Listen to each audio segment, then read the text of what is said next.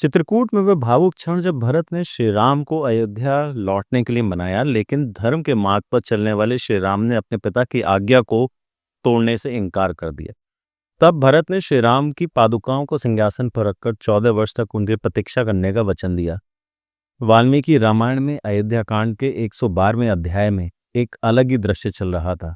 अंतरिक्ष में अदृश्य भाव से खड़े मुनि और वहां प्रत्यक्ष रूप से बैठे हुए महर्षि उन महान भाइयों की प्रशंसा करते हुए बोले, इन दोनों राजकुमार सदा श्रेष्ठ धर्म के ज्ञाता और धर्म मार्ग पर चलने वाले हैं।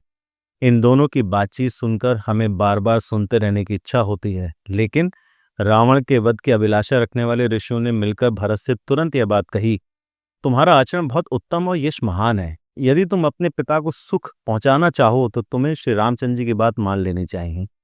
इतना कहकर वहां आए हुए गंधर्व, महर्षि और राजश्री सब अपने अपने स्थान को चले गए। जिनके दर्शन से जगत का कल्याण हो जाता है, वे भगवान श्री राम महर्षि के वचन से बहुत प्रसन्न हुए। परंतु भरत का सारा शरीर थर्रा उठा।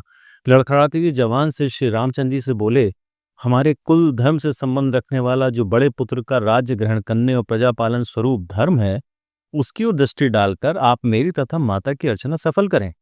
आप इस राज्य को स्वीकार करके दूसरे किसी को इसके पालन का अधिकार दे दीजिए। ऐसा कहकर भरत ने अपने भाई के चरणों में सिर रख दिया। तब श्री राम ने कहा, तुम्हारी ये जो स्वाभाविक विनयशील बुद्धि है, इसके साथ साथ जितने अमात्य और बुद्धिमान मंत्री हैं, उनकी सलाह से कोई भी बड़े से बड़ा काम कर ले जाओगे। चंद्रमा से उसकी चांदनी अलग हो जाए, हिमालय हिम का त्याग कर दे अथवा समुद्र अपनी सीमाएं लांघकर आगे बढ़ जाए, परंतु मैं पिता की आज्ञा नहीं तोड़ सकता। भरत ने उनसे कहा कि यह 2 सोना जड़ी हुई पादिकाएं आपके चरणों में अर्पित हैं। आप इन पर चरण रखें, यही संपूर्ण जगत के भार का निर्वाह करेंगी। तब महातेजस्वी पुरुष सिंह श्री राम ने उन पादुकाओं पर चढ़कर उन्हें फिर से अलग कर दिया और महात्मा भरत को सौंप दिया। उन पादुकाओं को प्रणाम करके भरत ने श्री राम से कहा, मैं 14 वर्षों तक जटा और चीर धारण करके फल मूल का भोजन करता हुआ आपके आगमन की प्रतीक्षा में नगर के बाहर रहूंगा। इतने दिनों तक राज्य का सारा भार आपकी पादुकाओं पर ही रखकर मैं आपकी प्रतीक्षा करूंगा। यदि 14 वर्ष पूर्ण होने पर नए वर्ष के प्रथम दिन ही मुझे आपके दर्शन नहीं मिले तो मैं जलती हुई आग में प्रवेश कर जाऊंगा।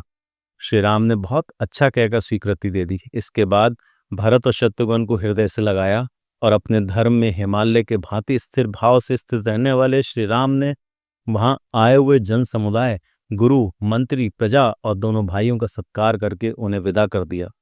श्री राम सब माताओं को प्रणाम करके रोते हुए अपनी कुटिया में चले गए।